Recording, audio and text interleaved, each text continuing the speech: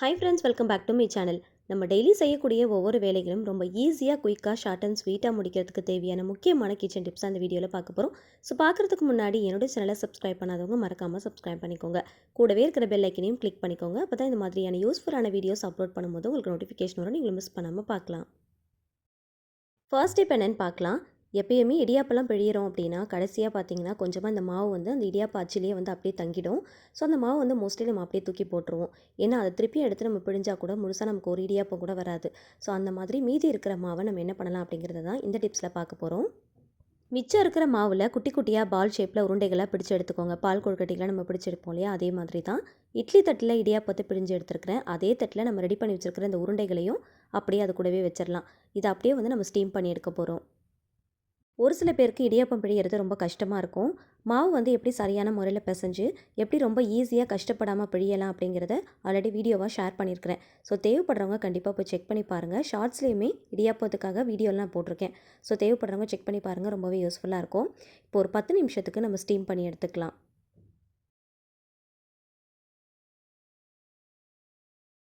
10 நிமிஷம் கழித்து ஓப்பன் பண்ணி பார்த்தீங்கன்னா வெந்து வந்திருக்கும். தேங்காய் பால் நாட்டு சர்க்கரையோடு வச்சு சர்வ் பண்ணும்போது ரொம்ப நல்லாயிருக்கும். மிச்சம் இருக்கிற மாவை தூக்கி போட்டுறாமல் இந்த மாதிரி உருண்டைகளாக பிடிச்சி கொழுக்கட்டை மாதிரி பண்ணிவிட்டு இடியாப்பத்தோடு சேர்த்து சர்வ் பண்ணோம் அப்படின்னா குழந்தைங்களும் லைக் பண்ணி சாப்பிடுவாங்க. மிச்சம் இருக்கிற மாவில் தான் நம்ம உருண்டைகளாக பிடிச்சி நம்ம கொழுக்கட்டை மாதிரி ரெடி பண்ணியிருக்கணும் இல்லையா. ஸோ தேவைப்படுச்சுன்னா இன்னும் கொஞ்சம் மாவு கூட சேர்த்து உருண்டை பிடிச்சி இடியாப்பம் வேக வைக்கும் போதே சேர்த்து இந்த உருண்டைகளையும் வேக வச்சோம் அப்படின்னா ஒரே டைமில் ஒரே பாத்திரத்தில் 2 ரெசிப்பியை நம்ம செஞ்சு முடிச்சிடலாம். ஜஸ்ட்டு ஒரு தாளிப்பு போட்டுட்டு பெரட்டி கொடுத்தோம் அப்படின்னா ரொம்ப நல்லாயிருக்கும். கண்டிப்பாக ட்ரை பண்ணுங்கள். அடுத்த டிப் என்னென்னு பார்க்கலாம். ஆப்பம், இடியாப்பம் இதெல்லாம் நம்ம செய்கிறோம் அப்படின்னா தேங்காய் பால் எடுப்போம் இல்லையா, அதுக்கு தேங்காய் வந்து உடைச்சிட்டு ரொம்ப ஈஸியாக எப்படி நம்ம பேர்த்து எடுக்கலாம் அப்படிங்கிறத பார்க்கலாம். ஃபஸ்ட்டு உடைச்சதுக்கப்புறமா ஒரு 10 நிமிஷத்துக்கு ஃப்ரீசரில் வச்சுருங்க. ஃப்ரீசரில் வச்சதுக்கப்புறமா அதை வெளியில் எடுத்துகிட்டு ஒரு பாத்திரத்தில் தண்ணி ஊற்றிட்டு ஒரு 10 நிமிஷத்துக்கு அந்த தண்ணியில் அப்படியே போட்டு விட்டுருங்க. அதுக்கப்புறமா நீங்கள் தேங்காய் சில்லை வந்து எடுத்தீங்க அப்படின்னா ரொம்ப ஈஸியாக எடுத்துடலாம். அப்படி இல்லைனா ஃப்ரீ டைமில் கூட நீங்கள் தேங்காய் உடைச்சிட்டு ஃப்ரீசரில் வச்சுருங்க. தேவைப்படும் போது அதை வெளியில் எடுத்துகிட்டு தண்ணியில் போட்டுட்டு கொஞ்சம் நேரம் கழித்து அதுக்கப்புறமா நீங்கள் எடுத்தீங்க அப்படின்னா ரொம்ப ஈஸியாக ரிமூவ் பண்ணி எடுத்துடலாம். தேங்காயை உடைச்ச உடனே தேங்காய் சில்லை எடுக்கிறதுக்கு ரொம்ப கஷ்டமாக இருக்கும். அதுக்கு இந்த ஒரு சின்ன டிப்பை ஃபாலோ பண்ணிக்கோங்க. தேங்காயை வந்து ரொம்ப ஈஸியாக நம்ம ரிமூவ் பண்ணி எடுத்துடலாம். ஸோ கண்டிப்பாக இந்த டிப் ரொம்ப ரொம்ப யூஸ்ஃபுல்லாக இருக்கும். ட்ரை பண்ணி பாருங்கள். இப்போ தேவைப்பட்டதை நம்ம யூஸ் பண்ணிவிட்டு மிச்சம் இருக்கிறத நம்ம கட் பண்ணிவிட்டு ஒரு பாக்ஸில் போட்டு நம்ம ஸ்டோர் பண்ணி வச்சுக்கலாம் ஃப்ரீசரில். தேவைப்படும் போது எடுத்து நம்ம யூஸ் பண்ணிக்கலாம். இதை நீங்கள் துருவியும் வச்சுக்கலாம், இல்லைனா கட் பண்ணியும் வச்சுக்கலாம், இல்லைனா மிக்ஸி ஜாரில் போட்டு நல்லா வந்து பல்ஸ் மோடில் பவுடர் பண்ணிவிட்டு அதை லைட்டாக வந்து ஃப்ரை பண்ணிவிட்டு கூட நீங்கள் பாக்ஸில் போட்டு ஸ்டோர் பண்ணி நீங்கள் வச்சுக்கலாம். ஸோ தேவைப்படும் போது எடுத்து யூஸ் பண்ணிக்கோங்க. அடுத்த டிப் என்னென்னு பார்க்கலாம். எப்பயுமே புதுசாக சாப்பாடு வடிக்கும் போது இந்த ஒரு சின்ன விஷயத்தை மறக்காமல் ஃபாலோ பண்ணிக்கோங்க. காலையில் வடித்த சாப்பாடு, மதியானம் வடித்த சாப்பாடு, இந்த மாதிரி பழைய சாப்பாடு இருக்கும் இல்லையா, அதை ஒரு சின்ன கிண்ணத்தில் எடுத்து வச்சுக்கோங்க. புதுசாக சாப்பாடு வடித்ததுக்கப்புறமா அந்த சூடாக இருக்கிற சாப்பாட்டில் இந்த பழைய சாப்பாடு போட்டு அந்த கிண்ணத்தை உள்ளே வச்சுட்டு மூடி போட்டு ஒரு 15 நிமிஷத்துக்கு அப்படியே மூடி போட்டு வச்சுருங்க. ஒரு 15 நிமிஷம் கழித்து ஓப்பன் பண்ணி பார்த்தீங்க அப்படின்னா இந்த பழைய சாப்பாடும் நல்லா சூடாக இருக்கும். நம்ம தனியாக ஒரு பாத்திரத்தில் வச்சு சூடு பண்ணணும் அப்படிங்கிற அவசியமே இருக்காது. ஸோ எப்போயெல்லாம் நீங்கள் வந்து புதுசாக சாப்பாடு வடிக்கிறீங்களோ அப்போ பழைய சாப்பாடு மிச்சம் இருந்துச்சு அப்படின்னா அப்போ இதையும் சேர்த்து இந்த ஒரு சின்ன விஷயத்தை பண்ணிக்கோங்க. நமக்கு ரொம்பவே யூஸ்ஃபுல்லாக இருக்கும். டைமும் சேவ் ஆகும். ஸோ கண்டிப்பாக ட்ரை பண்ணி பாருங்கள். ரொம்ப ரொம்ப யூஸ்ஃபுல்லாக இருக்கும். முக்கியமாக பனிக்காலத்தில், மழைக்காலத்துலலாம் பார்த்திங்கன்னா நம்ம வடித்து வச்ச சாப்பாடு சீக்கிரமாக ஆறி போயிடும் இல்லையா. ஸோ அந்த மாதிரி டைமில் யூஸ்ஃபுல்லாக இருக்கும். ட்ரை பண்ணி பாருங்கள். அடுத்த டிப் என்னென்னு பார்க்கலாம். இதுக்காக நான் ஜீரகம் தான் எடுத்துருக்கிறேன். ஒரு பாத்திரத்தில் ஜீரகத்தை போட்டு நம்ம லைட்டாக ஃப்ரை பண்ணி எடுக்க போகிறோம். ஃபுல் சிம் ஃப்ளேமில் வச்சு லைட்டாக ஃப்ரை பண்ணி எடுத்துக்கோங்க. லைட்டாக வந்து செவந்து வரணும். அதே சமயத்தில் நம்ம வறுக்கும் போது லைட்டாக வாசம் வரும். ஸோ அந்த மாதிரி டைமில் ஆஃப் பண்ணிவிடுங்க. ரொம்ப வந்து விட்டுட்டோம் அப்படின்னா கருகி போன மாதிரி ஆகிடும். ஸோ லைட்டாக வந்து செவந்து வந்ததுக்கப்புறமா ஆஃப் பண்ணிவிட்டு ஒரு பிளேட்டுக்கு மாற்றி நல்லா வந்து ஃபஸ்ட்டு ஆற வச்சுக்கலாம்.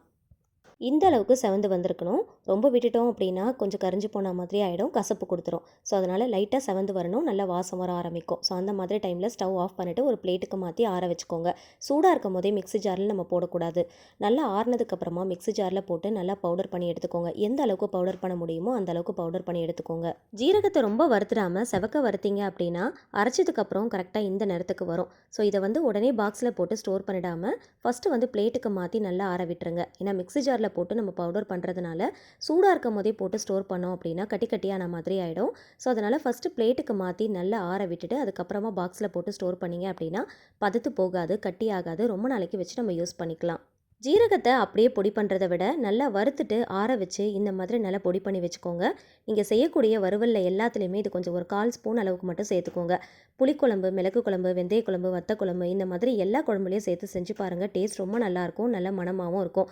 மில்லுலாம் இல்லை அரைக்கிறதுக்கு அப்படின்னா வீட்டிலேயே நம்ம பவுடர் பண்ணுறதுக்கு இந்த மெத்தட் ரொம்பவே யூஸ்ஃபுல்லாக இருக்கும். நல்ல டேஸ்ட்டாகவும் இருக்கும், நல்ல பக்குவமாகவும் அரைச்சி வச்சுக்கலாம். ஸோ கண்டிப்பாக ட்ரை பண்ணி பாருங்கள். எல்லா வகையான வறுவல் ரெசிபிக்கும் இது ஒரு 1/4 ஸ்பூன் சேர்த்தாலே போதும். நல்ல மணமாக இருக்கும், நல்ல டேஸ்ட்டாக இருக்கும். ஸோ கண்டிப்பாக ட்ரை பண்ணி பாருங்கள். மாவு மில்லில் நம்ம கொடுத்து அரைக்கிறோம் அப்படின்னா அதிகமான குவான்டிட்டியில் கொடுத்து அரைக்கிற மாதிரி இருக்கும். ஸோ கம்மியான குவான்டிட்டியில் வீட்டிலேயே ரெடி பண்ணுறதுக்கு இந்த மெத்தட் ரொம்பவே யூஸ்ஃபுல்லாக இருக்கும். அடுத்த டிப் என்னன்னு பார்க்கலாம். எப்பயுமே சேப்பங்கிழங்கெல்லாம் வாங்குறீங்க அப்படின்னா கையில் எடுத்து பார்க்கும்போது நல்ல உருண்டையாக நல்லா கெட்டியாக இருக்கிற மாதிரி பார்த்து வாங்கிக்கோங்க. அந்த மாதிரி வாங்கி வச்சிட்டோம் அப்படின்னா வாரக்கணக்கானாலும் நம்ம வச்சு யூஸ் பண்ணிக்கலாம். ஒரு சில கிழங்குகளை கையில் எடுத்து அழுத்தி பார்க்கும்போது உள்ளே கொஞ்சம் நசுங்கின மாதிரி இருக்கும். அந்த மாதிரி கிழங்குகள்லாம் வாங்கினீங்க அப்படின்னா உடனே யூஸ் பண்ணிடணும். ரொம்ப நாளைக்கு, அதாவது வாரக்கணக்கில் வச்சு நம்மளால் யூஸ் பண்ண முடியாது. இந்த மாதிரி நல்ல கட்டியான கிழங்குகளாக வாங்குறீங்க அப்படின்னா ரொம்ப நாளைக்கு வச்சு யூஸ் பண்ணிக்கலாம். சேப்பங்கிழங்கு, கருணக்கிழங்கு இதெல்லாம் பார்த்தீங்கன்னா மண் ரொம்ப அதிகமாக இருக்கிற மாதிரி இருக்கும். அது ஈஸியாக க்ளீன் பண்ணுறதுக்கு இந்த ஒரு சின்ன டிப்பை ஃபாலோ பண்ணிக்கோங்க. ஃபஸ்ட்டு ஏதாவது ஒரு அகலமான பாத்திரத்தில் தண்ணியை ஊற்றிட்டு இந்த கிழங்குகளை போட்டுட்டு ஒரு 10 நிமிஷத்துக்கு அப்படியே ஊற விட்டுருங்க. அதில் இருக்கிற அந்த மண் எல்லாமே நல்லா ஊறி வந்துடும். நமக்கு வாஷ் பண்ணுறது ரொம்ப ஈஸியாக இருக்கும். கிழங்குகளை நம்ம கையில் தேய்ச்சி தேய்ச்சி கழுவணும் அப்படின்னா கையில் ஒரு விதமான நமைச்சல் நமக்கு ஏற்படும். அது மட்டும் இல்லைங்க, ரொம்ப நேரம் ஆகும் நமக்கு கிழங்குகளில் இருக்கிற அந்த மண்ணெல்லாம் கழுவி எடுக்கிறதுக்கு. ஸோ அதுக்கு ஒரு 10 நிமிஷத்துக்கு நம்ம ஊற விட்டுட்டோம் அப்படின்னா நல்லா ஊறிடும். அதுக்கப்புறம் நம்ம ஈஸியாக வாஷ் பண்ணி எடுத்துடலாம். அதில் இருக்கிற மண் எல்லாமே ரொம்ப தூசி துகள் எல்லாத்தையுமே ரொம்ப ஈஸியாக க்ளீன் பண்ணி எடுத்துடலாம். இப்போ ஒரு 10 நிமிஷம் கழித்து நான் உங்களுக்கு வாஷ் பண்ணி காட்டுறேன் பாருங்கள். அதில் இருக்கிற மண் எல்லாமே ரொம்ப ஈஸியாக போயிடும். அதுக்கப்புறம் ஒரு 2-3 தண்ணி மட்டும் அலசி எடுத்துக்கோங்க.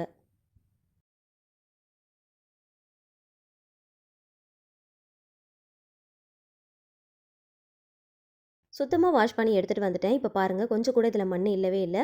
ஸோ இந்த மெத்தடில் நம்ம வாஷ் பண்ணோம் அப்படின்னா நமக்கு ரொம்ப ஈஸியாக இருக்கும். இதுக்கப்புறமா இதை நம்ம வேக வச்சு எடுத்துக்கலாம். வேக வச்சு எடுத்தோம் அப்படின்னா தோல் உரிக்கிறது ரொம்ப ஈஸியாக இருக்கும். அதே போல் இந்த மாதிரி கிழங்கு வகைகளில் நம்ம வாங்குகிறோம் அப்படின்னா லைட்டாக ஒரு சில கிழங்குகள் பார்த்திங்கன்னா க்ரீனிஷாக இருக்கிற மாதிரி இருக்கும். அந்த மாதிரி கிழங்காக இருந்துச்சு அப்படின்னா அதை வாங்காதீங்க. அந்த மாதிரி கிழங்குகள் நம்ம சாப்பிடக்கூடாது. கிழங்குகளை அப்படியே நம்ம சீவும் போது லைட்டாக கையில் நமைச்சல் ஏற்படும். ஆனால் இந்த மாதிரி வேக வச்சுட்டு தோல் உரிக்கும் போது கையில் நமைச்சல் இருக்காது. வேக வைக்கும் போது கொஞ்சமாக உப்பு சேர்த்து வேக வச்சுக்கோங்க. கத்தியை லைட்டாக குத்திட்டு செக் பண்ணி பாருங்கள். ஒரு 10 நிமிஷத்தில் கிழங்கு ஈஸியாக சீக்கிரமாக வெந்துடும். இதுக்கப்புறமா நம்ம தோல் உரித்தோம் அப்படின்னா நம்ம ரொம்ப ஈஸியாக தோலை உரித்து எடுத்துடலாம்.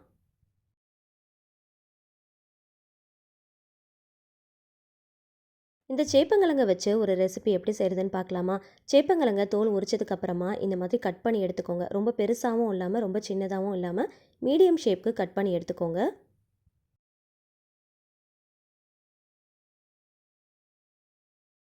கட் பண்ண சேப்பங்கிழங்குல மஞ்சள் தூள், மிளகாய் தூள், தனியாத்தூள், ஜீரகத்தூள், பெப்பர், கரம் மசாலா இது எல்லாமே ஒரு 1/4 ஸ்பூன் அளவுக்கு மட்டும் சேர்த்துருக்கிறேன்.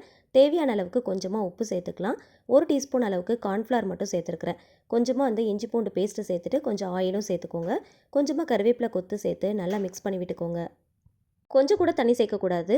நம்ம சேர்த்துருக்கிற மசாலாவை மட்டும் நல்லா பிரட்டி எடுத்துக்கோங்க. இப்போ ஒரு ஸ்பூன் அளவுக்கு லெமன் ஜூஸ் மட்டும் கொஞ்சமாக ஆட் பண்ணிக்கோங்க. ஆட் பண்ணிவிட்டு நல்லா மிக்ஸ் பண்ணிவிட்டு ஒரு 10 நிமிஷத்துக்கு அப்படியே விட்டுறலாம். இந்த மசாலா எல்லாமே நல்லா கிழங்குல ஊறி வரட்டும். இதுக்கு அதிகமாகலாம் எண்ணெய் தேவைப்படாது. ஒரு சின்ன கடாயில் கொஞ்சமாக ஆயில் ஊற்றிக்கோங்க. ஏன்னா ஆல்ரெடி வேக வச்ச கிழங்குல நம்ம மசாலா தடவி வச்சுருக்கிறோம். அதனால் சீக்கிரமாக நம்ம ஃப்ரை பண்ணி எடுத்துடலாம். மேலே நல்லா கிறிஸ்பியாக இருக்கும், உள்ளே நல்லா சாஃப்டாக இருக்கும். ரொம்ப அதிகமாக எண்ணெயும் உறிஞ்சாது. வேக வைக்காத கிழங்க கட் பண்ணிவிட்டு மசாலா தடவிட்டு நம்ம வறுத்தோம் அப்படின்னா அதிகமாக எண்ணெய் உறிஞ்சும்.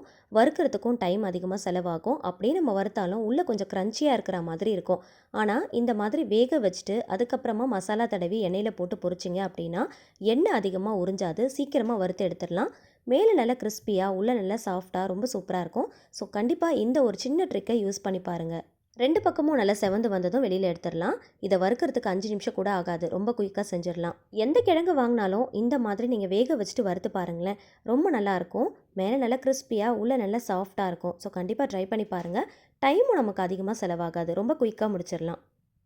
அடுத்த டிப் என்னன்னு பார்க்கலாம். வீட்டில் இருக்கிற தோசைக்கரண்டியை யூஸ் பண்ணி நம்ம வீட்டு மெத்தையை எப்படி அழகாக மாற்றலாம் அப்படிங்கிறது தான் இந்த டிப்பில் நீங்கள் பார்க்க போகிறீங்க. பெட் கவரை வாஷ் பண்ணதுக்கப்புறமா பெட்டில் போட்டு ஃபுல்லாக நீட்டாக கவர் பண்ணுறது ஒரு பெரிய டாஸ்காக இருக்கும். பெட் கவரை பெட்டில் போட்டு நீட்டாக இன் பண்ணுறதுக்கு இந்த ஒரு சின்ன டிப்பை ஃபாலோ பண்ணிக்கோங்க.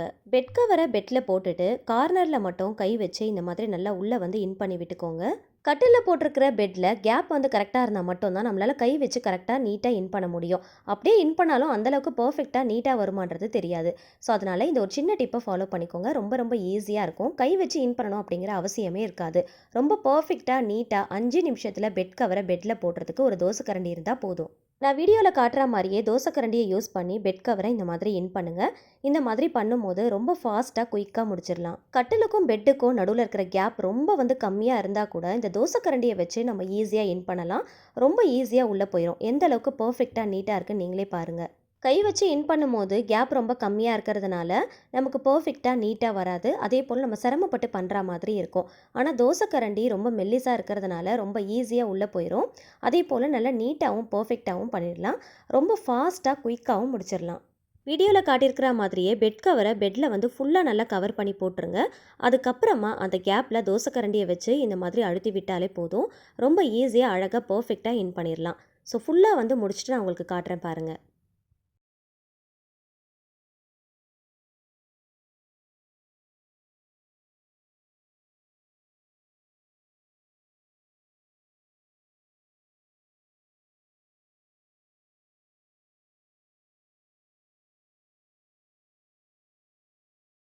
இப்போ ஃபுல்லாக வந்து கவர் பண்ணியாச்சு. இப்போ நான் உங்களுக்கு காட்டுறேன் பாருங்க. நம்ம கை வச்சு என்னதான் ஃபுல்லா கவர் பண்ணியிருந்தாலும், இந்த அளவுக்கு பெர்ஃபெக்ட்டா நீட்டா வருமான்னு கேட்டிங்கன்னா, கண்டிப்பா கிடையாது. ஹோட்டல், ரெஸ்டாரண்ட்ல நம்ம போறோம் அப்படின்னா, அங்க இருக்கிற பெட்லலாம் பார்த்தீங்கன்னா, அந்த அளவுக்கு பெர்ஃபெக்ட்டா நீட்டா கவர் பண்ணி வச்சிருப்பாங்க. ஸோ இந்த மாதிரி ஏதாவது ஒரு பொருளை யூஸ் பண்ணி பண்ணோம் அப்படின்னா, நம்மள பெர்ஃபெக்ட்டா ரொம்ப ஈஸியா முடிச்சிடலாம். ரொம்ப குயிக்கா முடிச்சிடலாம். அதே சமயத்தில ரொம்ப நீட்டாவும் இருக்கும். ஸோ தோசை கரண்டி வச்சு பண்ணும்போது, ரொம்ப ரொம்ப பெர்ஃபெக்ட்டா நீட்டா இருக்கும். ஸோ கண்டிப்பா நீங்களும் ட்ரை பண்ணி பாருங்க. கை வச்சு சிரமப்பட்டு பண்ணாம, இந்த மாதிரி வீட்ல இருக்கக்கூடிய ஒரு தோசை கரண்டியை யூஸ் பண்ணி நம்ம வீட்ல இருக்கிற மெத்தையை ரொம்ப அழகாக மாற்றிடலாம். ஸோ இப்போவே வீட்டில் இருக்கிற தோசை கரண்டியை எடுத்து நீங்களும் ட்ரை பண்ணி பாருங்கள். உங்களாலையும் பர்ஃபெக்டாக நீட்டாக பெட் கவரை கவர் பண்ண முடியும். ஸோ இந்த டாஸ்க்கை கம்ப்ளீட் பண்ணுறதுக்கு ஒரு தோசை கரண்டி நமக்கு ரொம்பவே யூஸ்ஃபுல்லாக இருக்கும். இந்த வீடியோ கண்டிப்பாக உங்களுக்கு ரொம்பவே பிடிச்சிருக்கும்னு நினைக்கிறேன். வீடியோ பிடிச்சா மறக்காமல் லைக் பண்ணுங்கள். தெரிஞ்ச ஃபேமிலி அண்ட் ஃப்ரெண்ட்ஸ் கூட ஷேர் பண்ணிக்கோங்க. அவங்களுக்கும் ரொம்பவே யூஸ்ஃபுல்லாக இருக்கும். ட்ரை பண்ணி பார்த்துட்டு மறக்காமல் உங்களுக்கு எந்த டிப்ஸ் ரொம்பவே பிடிச்சிருந்துச்சுன்னு மறக்காமல் கமெண்ட்டில் சொல்லுங்கள்.